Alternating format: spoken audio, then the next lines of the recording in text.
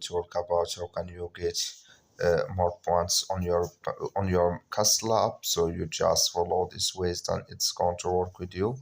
So all you have to do in the first, so you just go here above this sign, click on it here.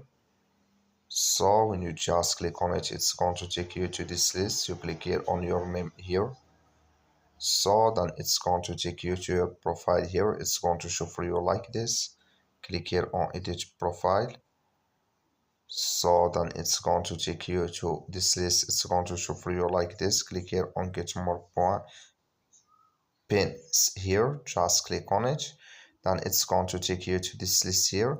And here can you get your pins in this list? Can you pay for it here?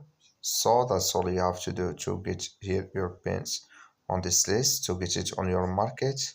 That's all. Thank you for watching. Don't forget to support us by liking, subscribe.